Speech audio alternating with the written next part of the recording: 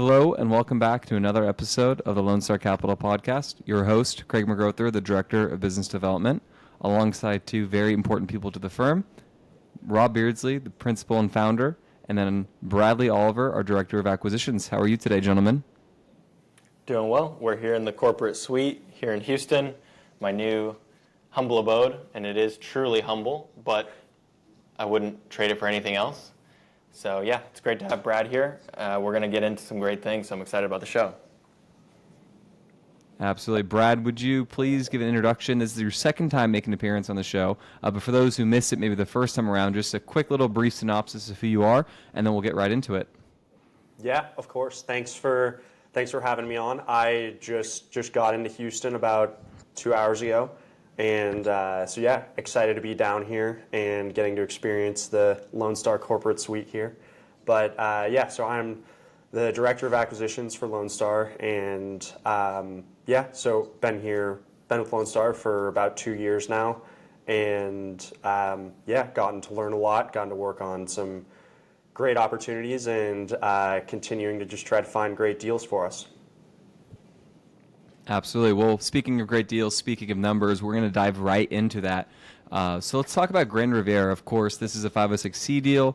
This is our acquisition currently underway in Dallas. And of course, Brad Oliver here, no one other than himself here, underwrote the deal. Of course, Rob, literally the author of the book, greenlit it and tweaked it, of course, here and there. But Brad was the one who sources that deal and all the other deals, of course, with Lone Star Capital. So can you just maybe just walk us through why you chose that deal, what stood out to you, and what got you excited to really want to move forward with that one? Yeah, so I guess first off, most importantly, I would say location. We've looked at deals in Irving and have always really liked it as a submarket. It's very strong, lots of great jobs, and just strong workforce demographic there. And we usually, we're always cautious with 70s deals, and what stood out to us is that with Grand Riviera, it is obviously 1972 vintage deal, and that's scary to lots of people. But the way I see it is it's not something to be scared of if you're well capitalized, if you do your homework, if you have the right budget for it. And so yeah, ultimately we did a very deep dive with our when we toured the property, and then we had management out there, and we're very diligent about building our budget. And so ultimately, I think if you can be comfortable, first off, it's great. We don't have flat roofs, no chillers to deal with. But if you can really be confident that you're not going to be dealing with surprises and you're well capitalized, then I feel that really takes a lot of the risk out of the deal. And so kind of building upon that, one thing that was really exciting about the deal to me is, tracking the comps in the area. It was clear that there was a lot of upside in the rents, and that there were properties kind of in the earlier stages of renovating and getting really significant premiums. And so building on that, it seemed like there was a clear path to value creation, and really like the floor plans as well. We've got 70% 2 and 3 bedroom units and huge floor plans. Our 2s and 3s at Grand Riviera are about 200 square feet larger than most of the other comps in the area. So that's really attractive, and with that you attract lots of families. And so I think there's really a full story with this deal, and we plan to improve lots of the amenities as well. We're going to improve the playground, the pool, the sport court, all of that. And on top of that, we can improve lots of the exteriors, improve the just general curb appeal. And so yeah, ultimately, we going through the process, we felt like it's a very strong opportunity right down the fairway, value add deal, and it has been difficult to pencil lots of value add deals lately. There aren't tons that make sense, and this is we haven't done really a kind of a bigger value add in years. Years really. So this is a unique opportunity, and yeah, really excited to get going on it. And I think, even from where we initially underwrote the deal, now we've continued to track the deal and track the comps, track where rents are going. And I mean, I think we're gonna crush it. I think we should be able to beat our pro forma. So I'm really, really excited about the deal and can't wait for us to get closed here. That's one of the reasons why you buy in Dallas and why it is so hard to buy in Dallas is because the fundamentals are so strong and that you kind of have to plug your nose when you look at the numbers going in and first buy the deal because it's so challenging and tight, but the market really works in your favor. And we're seeing that happen we haven't even closed yet, and the market has moved in our favor as we're seeing rents continue to bump in the area in spite of us being in a macro environment that is soft. Rents are softening, I'd say, in most markets, but DFW and in particular that Irving pocket is super strong. So yeah, location is really important. Another thing I want to echo that Brad mentioned is the good bones element of this deal, and obviously not all 70s deals, most 70s deals actually have bad bones, which is why 70s deals have gotten the reputation for being bad buys, because people will go in undercapitalized and they don't expect the things to go wrong that do, such as boilers and chillers, such as just recurring CapEx needs for your flat roofs, such as the remediation of aluminum wiring or Pacific stab block breakers. So when we were checking the boxes, we're looking at this deal and thinking, gosh, this really is an 80s deal with a 72 vintage slapped on it. So the tough thing is changing the bones of a deal. That's tough, right? You could theoretically take flat roof deal and build it into a pitch roof deal, but that's super expensive. Luckily, we don't have that issue. So working with the existing great bones is great, and we don't have to worry about that for the most part.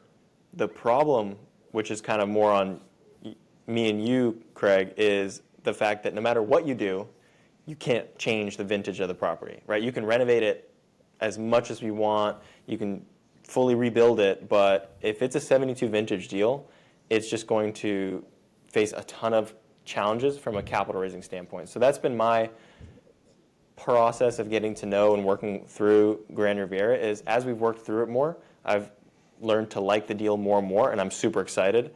And I have some even new, fresh info to share to make me and all of us even more excited about Grand Riviera. However, on the flip side, I'm getting less and less excited about 70s deals just because we're seeing the pushback from our investors of just how hard it is to raise money. And I'm not saying they're necessarily wrong, but we think we have a good thesis here. You said you have some more good news to share about the opportunity. Can you dive into that? Yeah, I'm super excited to get moving on this deal. I can't wait to close. I would say the thing I'm most excited about is we recently hired a new community manager to step in and take over at Grand Riviera. One thing that was unfortunate when we began the due diligence process for Grand Riviera is that the current ownership, Eagle, declined to allow us to interview the on-site staff, which means they have a good team and they like their team and they want to keep that team and take them somewhere else after the sale, which is fine. It's fair. I'm not upset about it whatsoever. It's what I would do too. But that leaves us needing to restaff the property, which has its own challenges. Obviously, staffing is a lot of work, and you got to find the right team for the property, and you're kind of starting fresh. So rather than starting with a team that already has experience with the asset, experience with the tenants, and all that, you have to start fresh. So you really need a rock-solid team to be able to go in and do that. And so I'm super excited to say that I have full confidence in the new community manager that we're bringing on board to spearhead this project. And she's a rock star. She actually managed Grand Riviera before. So she has experience with the asset. She's got years of experience, and she's already assembled her Rockstar team to take us where we need to go. So, for example, she's got her maintenance team ready to go, maintenance supervisor, assistant maintenance supervisor, and make ready, and we're making sure that team is ready to go to do the renovations in-house. And she's prepared to do that. The maintenance team is prepared to do that. So that's going to save us a ton of money by being able to order the supplies and be able to do granite installs, backsplash, hardware, flooring, lighting, paint, and we don't need to bring in a GC to do all this work and charge a premium. So you say community managers. For those who maybe don't understand the phrasing, because different names and organizations can mean different things. So Rob, can you just break down at a high level what a community manager is, what it might be from a title perspective to another company, and what their roles and responsibilities will be during the ongoing management of the property? Yeah, that's a really good question, actually. We like to call them community managers because we prefer to view our assets as communities rather than properties, right? That's the community itself, and the people, whether it be the residents and the team, are really what make the investment successful. So the community manager, also known at many companies as a property manager, is kind of the head honcho from an on-site perspective. So they're the leader of the on-site team. They oversee the maintenance team as well as the office team, which usually a community manager, in our parlance, is supported by an assistant community manager and a leasing agent. That'll be your typical setup. And we're actually trying to kind of innovate and start calling our community managers community executive officers, and really getting them to start thinking in the CEO mindset and think like an owner and act like an owner. Amazing. And Brad, I really want to touch on something that you mentioned, and I've said this before to so many other people, but it's your story, not mine, but I've articulated it, which was what you experienced on the property, specifically the play structures and the amenities, when you saw the property Grand Riviera during spring break. I remember it was something that really hit home for you, just as kind of such a low-hanging fruit value-add addition that will really improve the community, so to speak, at that specific investment opportunity. Yeah, definitely. When I toured the deal, I remember there were tons of kids out playing, and they have great amenities, and it's great that there's a playground, great that there's a sport court, pool, all that. But at the end of the day, it's tired. It needs some work, and if you can improve all of that and really draw to your story with, everything just lines up. If you can draw families in with bigger units, bigger floor plans, all of that, make the amenities nice for the kids, they have room to play, all of that, then that really is what makes Grand Riviera stand out within the pocket itself, because ultimately you're competing against other properties in the area, and you need to have something to differentiate you beyond just what your rent is. And both of you guys, I don't know if you got this feeling, but Jason and I were running the numbers across the portfolio, and Grand Riviera will be the least dense property in our portfolio. So that means it has the least amount of units per acre in our portfolio. So that speaks to the kind of family-oriented. You got a lot low density. You got a lot of room, a lot of places for the kids to run around and play and whatnot. And so you need to make the most of that space by making sure the amenities are in good shape and inviting and things like that. So yeah, that was just something interesting that when I was on site, I kind of felt like, oh, this is a big property. I'm walking long distances to get to different units, but I didn't really realize how low density it was. Is it low density per unit, or is it low density per amount of people that live on the property? It's a unit measurement. So it's it's 18 units per acre, 18.4. Right. And if most of them are 2 bedrooms and 3 bedrooms, maybe there's potentially some tenants there that have multiple children in one room. Of course, within that 2 or 3 bedroom unit, that will take up a lot of people in space. So I could see conceptually in the weekends, it could feel pretty packed there, but in a fun family-esque environment. Another thing I want to pick out from what you kind of both said before was, you guys, of course, being on the capital market side, on the acquisition side, of course, I raise the equity for the deals, but you two are the gentlemen that really pick the opportunity for me to raise for. And he mentioned that there haven't been many value-add deals that work. So we've talked about this, but just with Brad here, to kind of reinforce this concept once more, what does that specifically mean? Because so many investors that inbound to us, so many people in the space always want to find a really good value-add deal. But it's not always just, I want to find it, here you go. And that could be kind of putting, a square peg in a round hole. It's not easy to find that. So can you kind of just break that down a little bit, please? Yeah, well, it's no secret that obviously fundamentals have softened a bit, and it's more important than ever that if you're going to take on a value add deal, and if you're going to say spend 10, 15 grand a door, that you've got to get paid for that work, and there's got to be a return there, and you're not just going to, we're not getting 9% rent growth just naturally anymore. You've got to work It's a for shame. your rent bumps. Yeah, you've got to work for it, and and be smart about where it makes sense to do so, and where there's a story and comps to prove the rents. And so yeah, I mean, just in general, I would say there have been less and less of those opportunities that have made a whole lot of sense and can pencil, because a lot of times the way we're looking at it is, you've got to be realistic about where your rents are, and if you're going to spend 10, 15 grand a door, as I said, and maybe that only gets you $100. yeah, 170 $70, whatever, that's not worth it. I mean, and as we talk about as well, there are obviously more rigorous metrics like yield on cost and things like that to track, but there's also, return on pain, which we talk about. And if you've got to put in a bunch of money to a deal and just to kind of get it back up and stabilized and running, you've got to factor that in. Our management, we need to be mindful of, and the stress and time that it'll take on their end as well.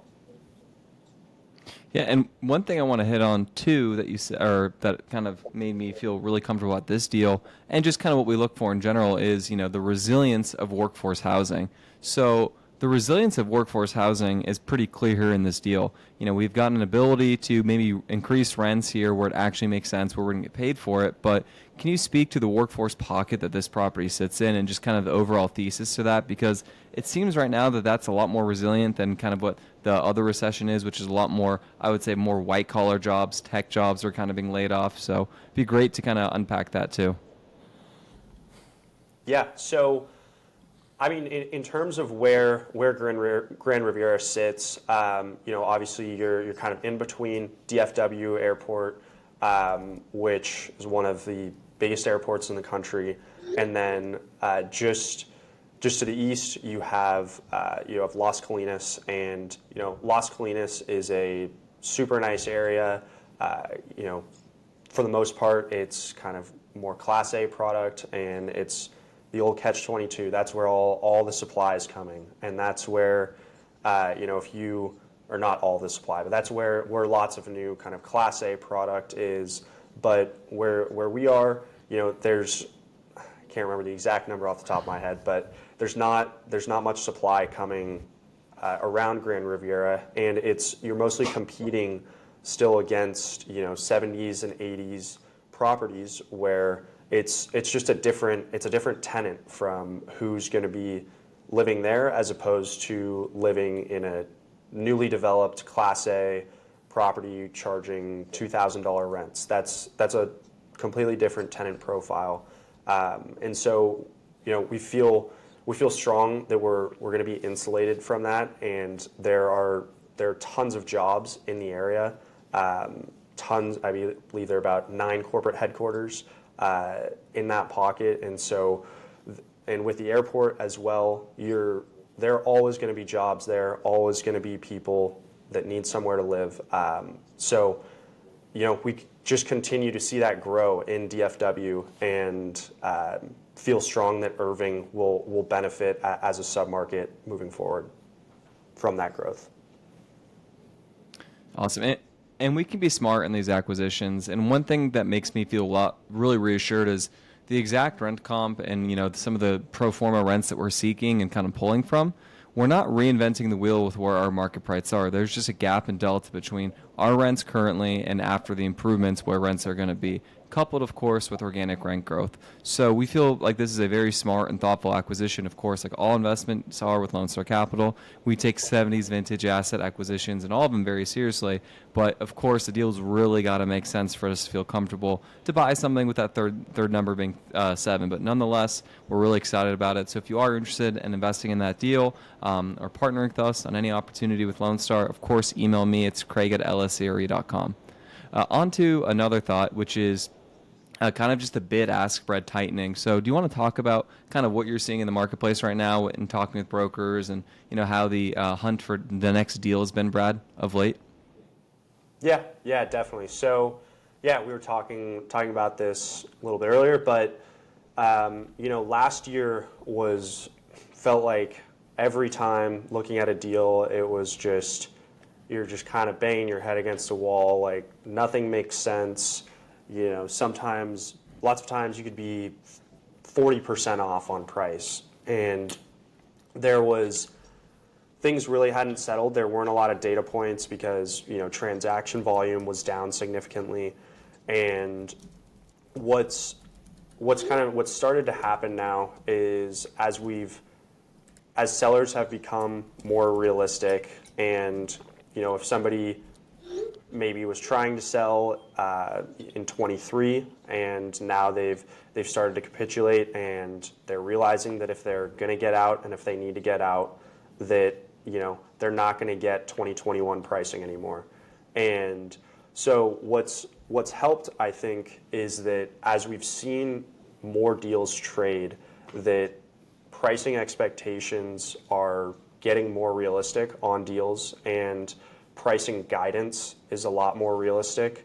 And so we're seeing a lot more deals where maybe we're not quite fully getting there on price, but it's trading a lot closer to guidance. And that's because now buyers can see, there's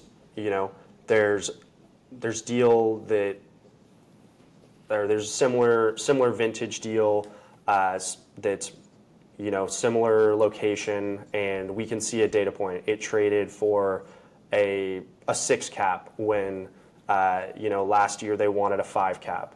And that's just what the market is. And so by doing that, I think it's making brokers' jobs a lot easier because, well, not that it's easy, but making it easier because they have data to back up pricing. And if someone's going to sell and come to market, deals are trading right now. It felt like there were tons of deals that would come out last year and they would just pricing would be way off. The seller would decide to pull it and wait.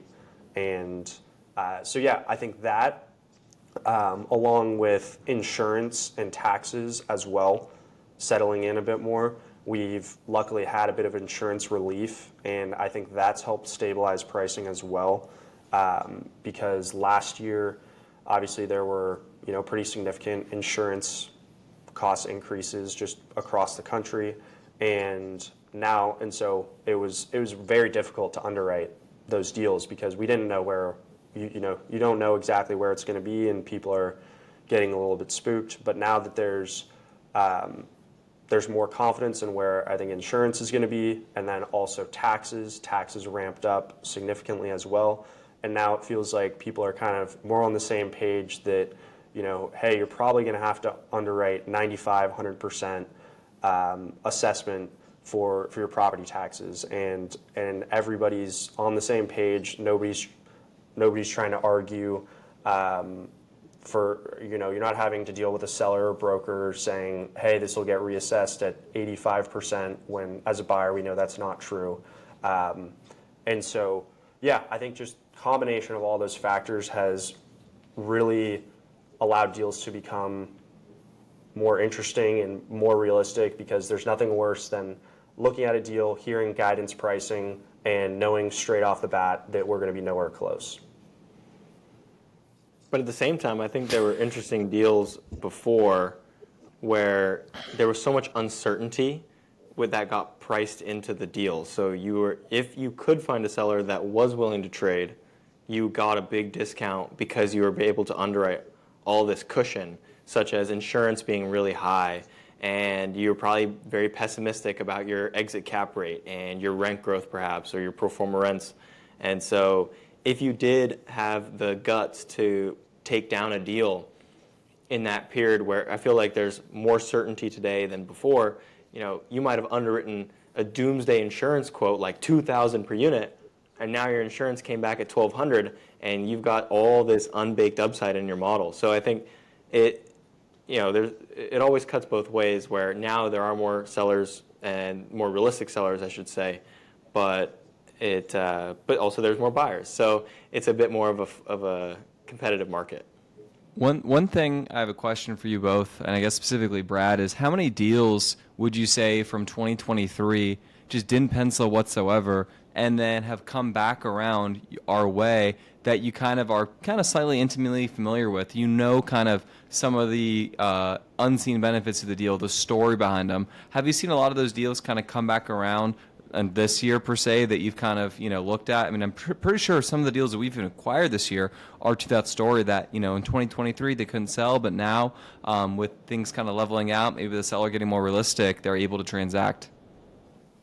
Yeah, so I mean that was actually the story on. That's been the story on 3 of our 4 deals thus far. And transitioning from bid-ask spread changing, of course, I want to get into the strong demand for urban core areas for assets there. So we'd love to kind of unpack that. Yeah, definitely. So it's been very interesting. We've seen lots of across all markets of Houston, Dallas, and San Antonio, some really, really strong, I mean, you could argue close to trophy assets in each of these markets that have been trading recently or have at least been awarded and are under contract now. And it's been really interesting to see because we heard, or everybody has been hearing, institutions are on the sidelines, but the second those deals come up, everybody was taking a look at them. And there's a deal in Houston, for example, and I was talking to the broker about the deal. It's we're not typically targeting newer builds, Class A, this infill product, but the broker was saying, he's like, yeah, we've had I think nearly 90 tours on the deal. And I just by hearing that, it was interesting. I mean, that's great for them and shows that there's always going to be liquidity and interest in those assets. And I totally understand the story and how a buyer's getting behind that, because they're buying these deals deeply below replacement costs. It is, you're getting a discounted price from where these would have sold at peak market, obviously. And it's interesting to see because these are huge deals, a lot of them that require an institutional buyer, and they're still trading at very, very tight cap rates. I mean, we've seen high 4 caps on some of these deals, and it's that's not necessarily for us yet, but it's right. It's just interesting to see that there will always be demand, and that will get people off the sidelines to go after deals. Yeah, the most liquid segment of the market is that core Class A, and it almost doesn't. I guess it's interesting. The lower down you go on the risk curve, and the closer you go to brand new Class A plus product, the less interest rate sensitive those deals are, which is almost counterintuitive because you would think that they would be more interest rate sensitive since they are lower cap rates. So they're fighting for positive leverage, and they're even more behind the 8 ball. But it's actually the opposite because those deals are less leverage. And I think that's one point that we've discussed a lot that I think is important to point out here is the fact that in this time where debt is less accretive because it makes sense to use less leverage and interest rates are higher, well, you're seeing buyers that are actually pulling off these deals, and they're buying $80 million Class A deals. They're using very little debt, or perhaps in some cases they're buying the deals with no debt. And that's how they're making sense of it. So it's like that segment of the market is almost not interest rate sensitive at all. And they're just buying based on good fundamentals. So they're not really too worried about the dislocation that's happening in the market right now caused by interest rates. Because if you look, especially in those quality submarkets, that like a Dallas, for example, where you've got irreplaceable real estate, it's a fantastic time to buy, and people aren't worried about the rates. Super interesting. And how would you, just for real quick for the audience, I mean, this might have gone over some people's head, how would you define an urban core asset? Yeah, so, I mean, I don't know if there's a hard line definition on this, but I mean, I would just say, deals that are properties that are closer to, to the urban core, where there are, maybe where there are lots of offices, where there are going to be lots of jobs. It's an infill location. A lot of times it can be, as I said, kind of closer to maybe doesn't even have to necessarily be downtown, but I think of it more so as being close to jobs in general, and just nicer, high-end areas that really just are irreplaceable in the long term. I don't know, Rob, if you have any more. I think it's just simply main and main, right? Everyone understands what a good location is, and it depends on the area. Like Brad said, it doesn't have to necessarily be downtown. Like downtown Houston, for example, is not perhaps right exactly where you want to be, certain parts of it, right? But there are other parts like deals. It's interesting too, and I don't know why this is, but there are deals that are popping up right now that you would never see pop up, like that deal in River Oaks, for example. You're talking like A++, amazing location, irreplaceable real estate. It's infill, which means there's not land to build around it. So the only way to build more is to knock something down and build it again. So you're supply constrained a bit in that regard. So yeah, I don't know why that some of these deals are popping up. Like in Dallas, for example, 90s deals are popping up, like well-located, high-quality 90s assets that are typically owned by long-term owners that own them for 10, 20 years. For some reason, a bunch of them are popping up for sale right now. And my suspicion, and I'm curious to know what you think, and Craig, what you think, is that these long-term owners that have owned these deals for 10, 20 years and are prepared to continue to do so, they're looking around and going, well, my deal is still worth X. It's still worth a lot. Yeah, the market's not crazy anymore like 2021, but like we just talked about, the highest quality deals, there's still a liquid market for. So these owners are looking around and going, there's all these amazing deals out here that I could buy for cheap. So maybe I can sell my deal right now that I'm going to get a good price for.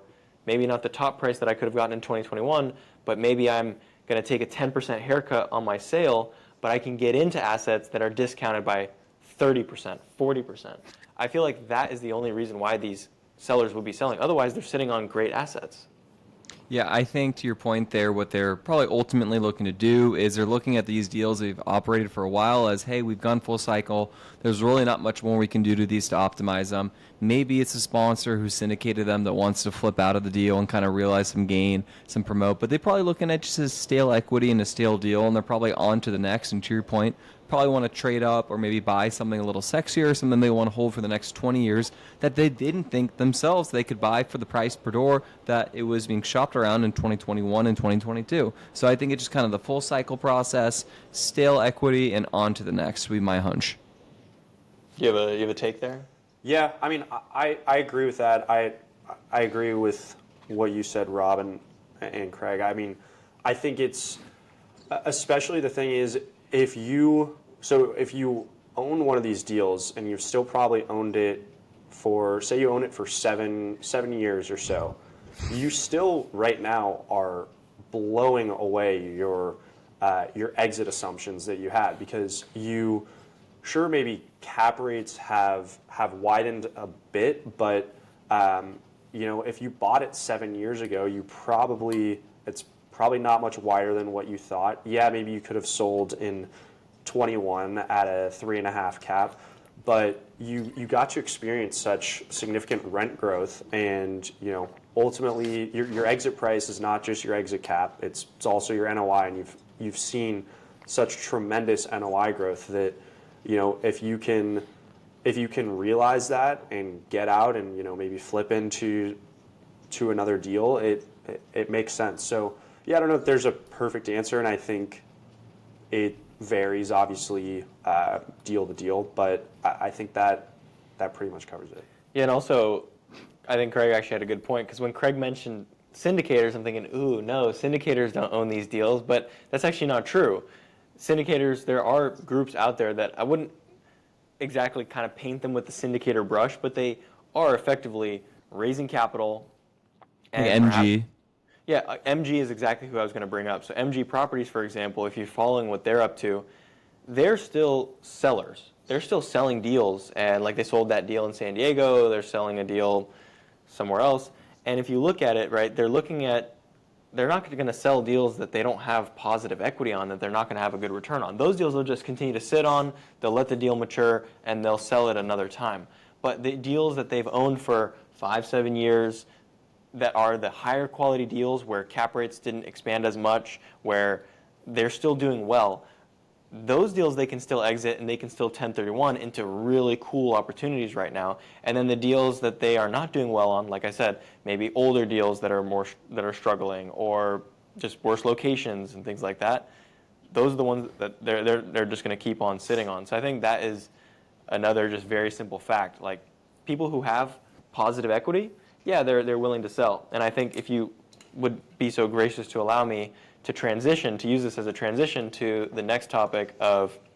Well, wait 1 second, actually. Before you transition, I actually had a thought on this. What these people are also doing, and what arguably the smartest people are always doing in this space, is they're not getting over-levered, they're not buying when it gets too hot, but what they're doing is buying at the interest rate height. Well, some of the smartest people in this business, what do? They always take out floating rate debt, because over time they're going to win. So if they think that a deal sizes up right now and they ride a floater all the way down, and we've kind of talked about this sometimes, we'd probably even do floating rate debt if it was only our money in the pool and we weren't raising outside capital, we would probably, typically speaking, put that structure in. So they're probably looking around like, okay, well, if I buy it for here and rates float down, well, then you've really got a grand slam here. Yeah, I think the market overestimates rates when it's on the way up.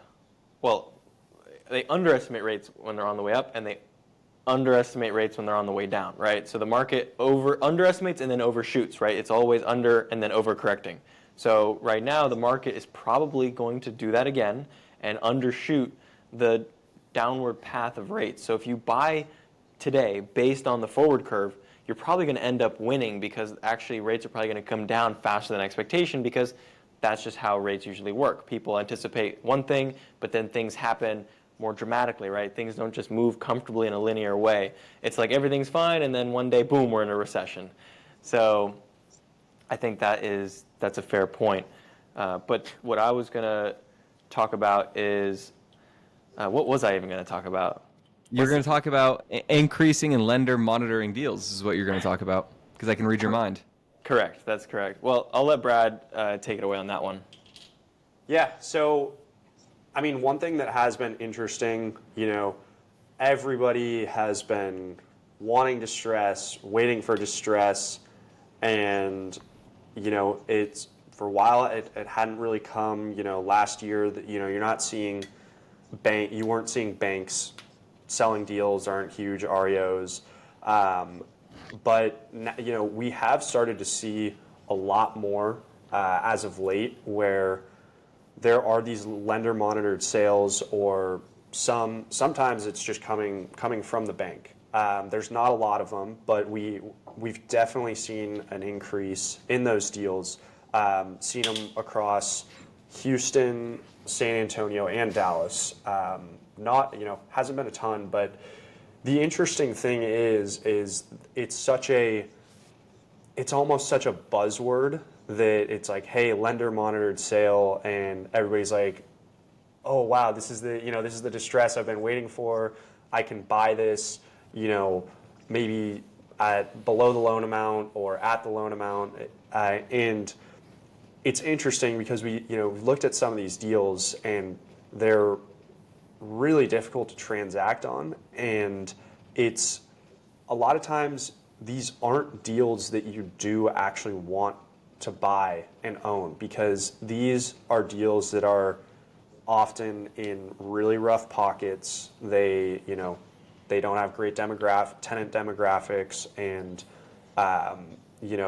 it's beyond the seller just being distressed by their loan, and obviously their debt service has increased like crazy, but also those properties are getting, a lot of those are getting hit hard just on operations. And one thing that I think gets underestimated is how much you need to budget just going in, because a lot of these deals have, if the seller has been distressed and they're getting squeezed by the bank, they've been doing everything they can just to increase NOI, and the way they're doing that a lot of times is by cutting repairs and maintenance. They're not investing money into these deals. They're just trying to hold their head above water. And so lots of these deals, you'll go see them, and if you can track on their T12, it's like, oh wow, they're spending $100 a unit on repairs right now.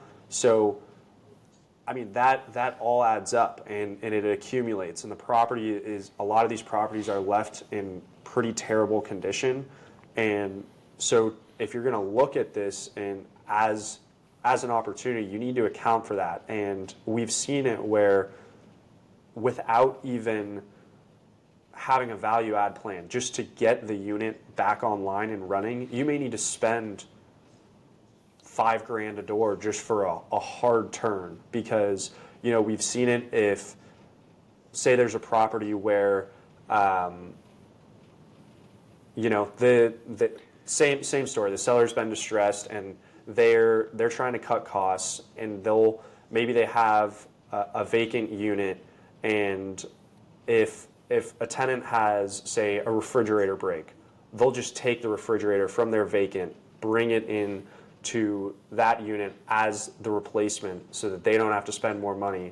And so you're walking into situations on a lot of these deals where you got to be careful, because just because it's distressed, that doesn't mean it's just the greatest deal. You've got to still do your due diligence and be prepared to put in work. And circling back to what we were talking about earlier is, return on pain and getting paid for the work that you're doing is important. And so, it's not fun to have to just spend money on a bunch of deferred maintenance and things like that, when that's just to stabilize the property. You're not getting rent increases and things like that. So, yeah, I don't know, Rob, if you have more to touch on there. Yeah, I think we've talked about this before, but we're starting to see it more and more, and that is the financial distress.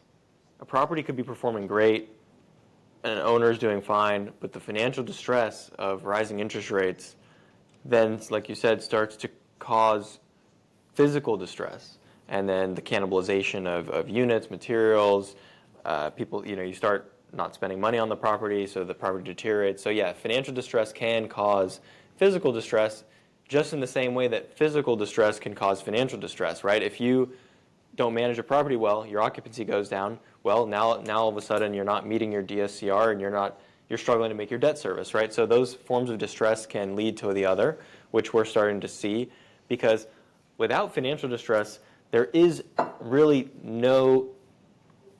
not been anything in the multifamily space to really cause performance to be a challenge. Rents have been good, tenants make money, they can afford to pay rent. Property taxes and insurance have gone up, and utilities have gone up, and things like that. I mean, yeah, there's always challenges, but the financial aspect is really what has hit the market hard, and that's what's really making those opportunities happen, where you've got a rundown deal. And then the problems are many, like Brad said, with these deals being lender monitored sales, or sales that are struggling because buyers can't pencil the deal to be worth the loan amount even, and then the lender has to take a discounted payoff or a DPO, and a lot of lenders are reticent to do that because these deals are owned in CLOs, and if they have to buy out a loan out of the CLO pool, then they have to re-rate the whole CLO book, and then that can mess up with their warehouse lines of credit, and now they can't issue new loans, and now their whole business, it's a house of cards that is ready to collapse. So instead of doing all that, the lender will just extend and pretend, and they'll give the existing borrower more time. They'll waive DSCR or debt yield covenants. They might even allow an accrual of interest. If the borrower can't make interest payments, they can perhaps allow for an accrual. So now the borrower is not paying the full interest payment on the loan, but they're not in default because the lender's just simply accruing it. So on their balance sheet or on their financials, right, they're still earning that interest. They just haven't received it in cash, right? They're just accruing it on their balance sheet. And that allows the whole machine to keep going and all this extend and pretend. And so everyone's trying to extend and pretend together, lenders and borrowers, in hopes of getting to a better situation. And I think this is something that Brad wanted to mention on the show, which is that better situation is probably further out than many people think, right? A year ago, in the middle of 2023, a lot of people thought, well, if I buy myself a year, I'll be in a better spot. And they re-upped, they bit the bullet, and they bought a 12-month rate cap in hopes of being in a better spot in mid-2024. Well, we're here now, and we know that we're not in a better spot. Your NOI is flat to down, and rates are still where they are, right? We haven't seen a cut yet. So it's this extend and pretend, I think, is a great move, and I think it's better than just folding now, right? Might as well try your best to just stay alive in these difficult situations, but it's going to be a little bit more work than just simply, hey, let's buy a 12-month cap and wait it out for a year. So that's a lot of the interesting dynamics happening in the market. And my last point is, when the word distress comes to mind, like Craig, almost your eyes lit up, my eyes light up, and Brad's eyes lit up. It's like, ooh, everyone's excited about distress, right? Well, the problem is, if we're all excited about distress, what that means is all the buyers in the market are focused on these distressed opportunities. And what does that mean? That means the price of these deals gets bid up. If you want to buy good deals, you need to be buying where people aren't focused, where the eyes aren't lit up, right? Like buying a 70s deal in Irving, right? We didn't have much competition for that deal, so we got it for a better price. So these distressed deals where it sounds exciting, they might not really actually be the ones to go for because they're going to have more deferred maintenance than you expect. And guess what? We're headed into a period where things are probably going to get worse before they get better from a fundamental standpoint. So do you really want to buy that 70s deal or 80s deal in a 40K median household income pocket when we potentially are heading into a recession? Right? Those things are a challenge. Well, I also kind of think when I talk to equity, when I hear distress, or I'm looking for distress deals, I'm like, okay, great. Well, it was nice talking to you because we're really not looking to buy deals like that, and I think it's a little bit overrated. But I'm going to throw this one back to you, Brad. Do you think this distress kind of idea is a bit of a misnomer, at least specifically in the space that we play in, which is more institutional assets? This is, sophisticated, smart, people that are putting money into these deals for the most part, and sponsors and whatnot. So we don't really play in that space that's more mom and pop that may have, put the wrong equity and debt structure on deals. But do you think this is overrated? Do you think this is properly talked about? Do you think it's going to occur? What is your crystal ball saying? Yeah, I mean, I think it's definitely, as we've discussed, I think it has become a bit of a buzzword per se. And I think that everybody's been waiting on it right now, and you could read so much about people predicting that it was coming even end of last year, and then people were saying, first half of 24, and but people have been extending and pretending, as Rob just touched on, and I think that it's coming, but I think my bold prediction is I think it's more so coming maybe in a year from now, kind of next year, where you can't just keep kicking this can forever, because as we've talked about, this financial distress is turning into physical distress, and NOI is just going to keep going. It's going to be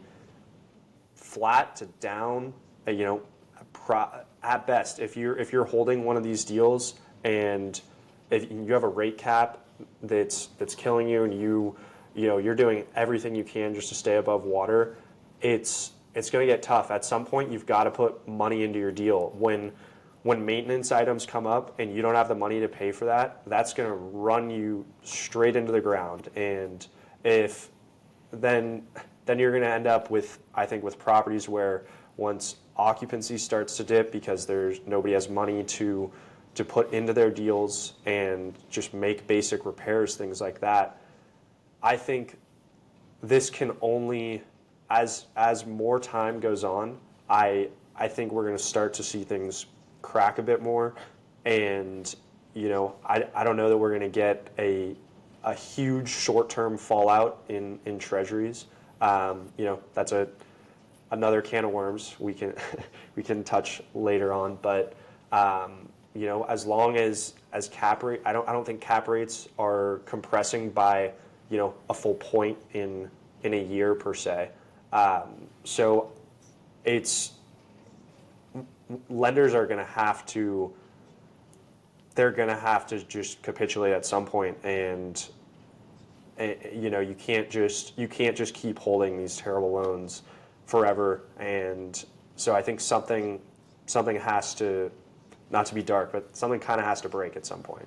So the question that I have, putting my investor hat on, putting my acquisitions hat on, is if we think distress is coming in a year from now, my question is, do you think acquisitions are still better today than they would be in a year from now? Because they're going to be more distressed, but that doesn't necessarily mean you're going to be buying it for a better price, right? So you can maybe unpack that a bit? Yeah, to say whether, first off, I would say, we're not trying to time the market, and that's not a sustainable way to go about real estate. At the end of the day, real estate's a long game, and it's not just a get rich quick game where you're going to perfectly time the bottom of the market and then perfectly sell into a hot market. That's not the way we approach doing deals. And so I would say it's going to be a different class of deals, because maybe there's more distress a year from now, that still is, we've been buying mostly kind of class B plus deals as of late, and that's going to be different from those maybe older 70s or 80s deals that are struggling in worse locations, tougher pockets. That's just going to be a different profile. And I think what's going to happen is we're going to get back to having, and we've been seeing this, but a healthier spread between Class C, Class B, and Class A deals. There should be a spread there. And I think that the market is going, I think that spread is going to come back even more, and that if you're going to buy, say, a Class C deal that's distressed, maybe the lender's taking it back, you're going to get that at a significant discount, because you're going to need a really strong yield for that to work. And so that's going to make cap rates widen on those deals, but that doesn't necessarily impact Class B stabilized 2000s deals. Those deals are going to be off to the running. Yeah, so the cap rate dispersion has been coming back since cap rate, I guess, not non-dispersion, or just A, B, C caps all being on top of each other, peaked when the market peaked in 21, which is just always what happens, right? And then now we're seeing that dispersion come back, and it's going to continue to grow, because to Brad's point, what's going to happen when these lenders take the deal back? The performance is just going to continue to go down, because what's a lender? A lender's not an operator, so the deal is just going to continue to get worse, and therefore the price is going to continue to go down. So I think for distressed opportunities, the time is a year from now or something like that. It's not right now. But the time to buy stabilized property, the bottom, I think, passed. That was when that time was when it was peak uncertainty, peak fear, no institutional capital in the market. Brokers couldn't get buyers to pick up the phone. That was when it was a time to buy high quality deals. So I think we're already kind of behind that now. But the other thing I find super funny is everyone who did floating rate debt at the end of the cycle got burned. And they now are perhaps swearing off floating rate debt, and they want to fix, fix, fix. And unfortunately, a lot of people have been fixing at relatively high rates. I think we saw Treasuries peak a while ago when we kind of talked about it when I was in the office a month ago or something. And people were locking in fixed rates when they should have been floating, right? Because you just got burned by floaters, but you should have floated. I mean, it's easier said than done. There's other factors at play, but just high level, you float and then you float down and you're going to be fine, right? Rather than fixing at the top and then just being stuck in your fixed rate. The same is true for strategy and for vintages, because people through the end of the cycle, people have gotten now burned the most on junk deals, like C-class deals, 80s and 70s deals, right? Because to be fair, some people did go ahead and buy A-class deals on bridge, and those got foreclosed as well. And then that's a whole other story, because if you couldn't make a debt payment on an A deal, the lender would foreclose on you right away, because they'd say, yeah, I'll take back this A deal, and I'm in the money on it. I'll take it back all day long. It's the C deals that the lender doesn't want to begin with that they're playing hot potato with the keys. So that's kind of a separate thing. But it's funny because, like, us three in this conversation, we're all pretty over 70s deals. We're like, it's hard to raise money for. Let's kind of move on to New York properties. But the thing is, in a year when everything's distressed, that's the time to be jumping back into the 70s. So it's just funny how psychology shows itself everywhere in investing. And it's not just psychology, it's reverse psychology. You need to fight your human instinct in every way possible to invest successfully. I love that. And speaking of buzzwords too, loan assumptions. It's been something on kind of everyone's bingo card if you're speaking with, a joint venture equity group or someone who's looking to buy, whatever the latest and greatest was, right? Which is, some people thought loan assumptions were great. So how is the pricing gone for deals that are loan assumptions? And also the other thought is well, a lot of deals that, would pencil or that could sell, the loan amount could be so small that you need to put a supplemental loan on top of that, right? Or a pref stack or something like that. So can you speak on, that kind of discussion and topic there, Brad? Yeah, definitely. So we've seen lots of loan assumption deals over the past year. As you said, huge buzzword. And, frankly, those deals we've had a very, very hard time with, and I think that's more so just because they're getting so much attention, and everybody's excited because if you can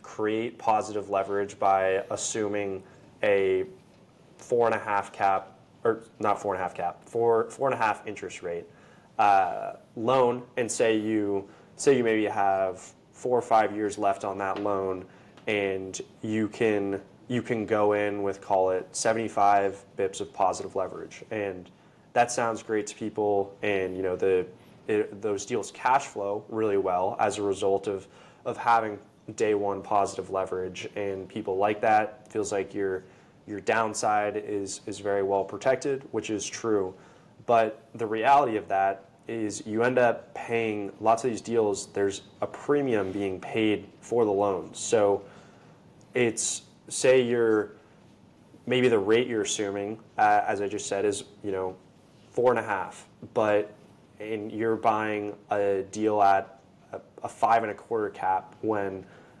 if it was market rate with new debt, it would be a 5.75 cap. And so as a result, then, what that means is you're paying, your basis is higher. And ultimately that means that on the back end, when you sell or refinance, you're still selling into just the regular market environment. It doesn't matter that you had a 4.5 rate for a few years. And so it's the total return then is not very attractive. And so we've had a tough time with those deals, and I think a lot of times it's easier if you're doing a loan assumption for people to kind of rationalize, oh, well then I'll just, maybe compress my exit cap more, and this looks good on paper. Your rate's a 4.5, you're going to exit at a 5.25 or so, which maybe, that's a tight assumption. But that's kind of the only way to make it pencil. So, yeah, your cash flow is great on those deals, but we've just really struggled, and I think, that's where everyone's eyes are. As Rob mentioned, we want to go against the grain, and there's opportunity where there are less eyes, and loan assumptions. If we could get one to pencil, then great, we're open to it. But I think in short, it's just been tough for us. Without a doubt. Well, final topic that I want to hit on here, which is something a little bit silly, but it is Texas work trip diets. Now, we don't do manual labor. We don't do ditch digging.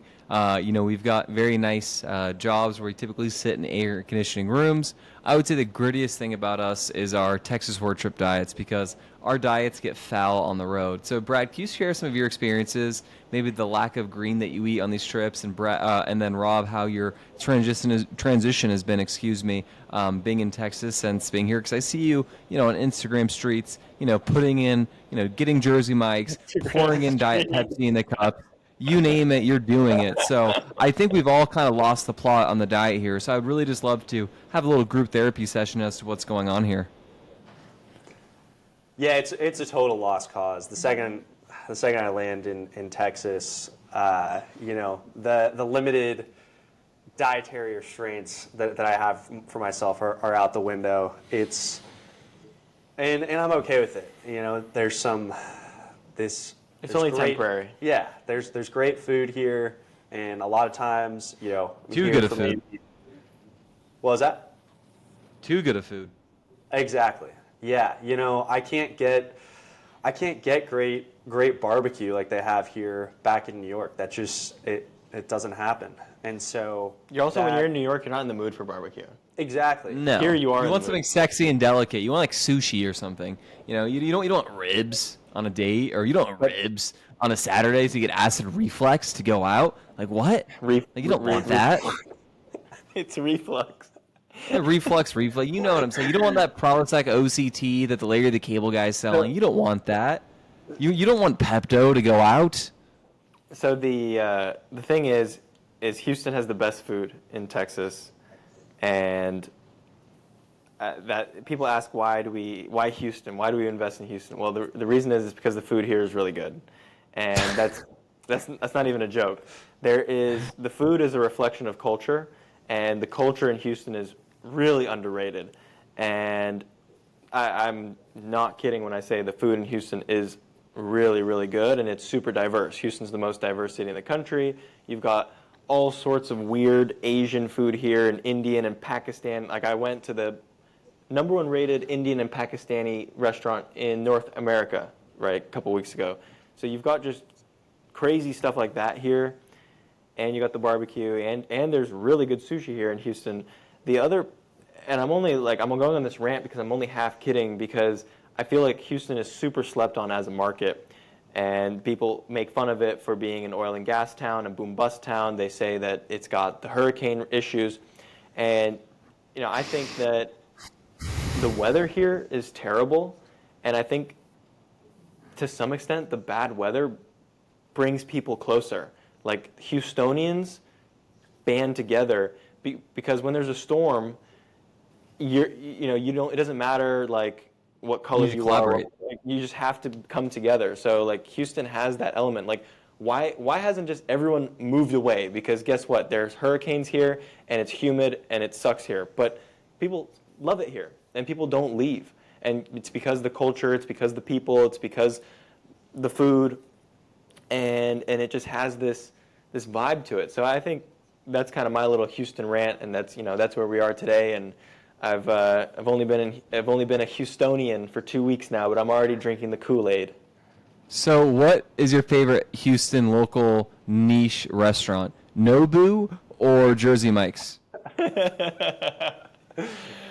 Oh my goodness. Well, I have to take you to this place called Urban Bird. It is a fast food joint that's better than Chick-fil-A, better than Raising Cane's. Oh. Yeah, no, Urban Bird is different. See, this is something you don't actually know. Not everyone can fathom this, but every time Rob and I are in Texas, if we're there together for more than 24 hours, it would be without fail we're going to Chick-fil-A. It's almost like a ritual to this point. We're literally going to run. We're going to make a bank run on all the sauces and really let it fly.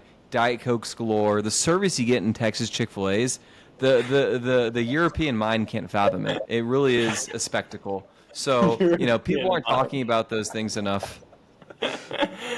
Oh my gosh. We haven't even gotten to Texmax yet. Well, Craig doesn't like Texas. Tex-Mex to me, I thought was a myth for a long time. I thought Tex-Mex was like really just not it. As time has progressed, I've grown to like it substantially more. Specifically, what's so funny? You're just breaking up so much. We have to end it. All right. Well, with that said, we've had Wi-Fi troubleshooting issues, but thank you so much for listening. If you know of any great food in Texas, specifically Houston, leave a comment below, and we'll catch you next time. Thank you so much for listening. This got off the rails, and I love it. Peace.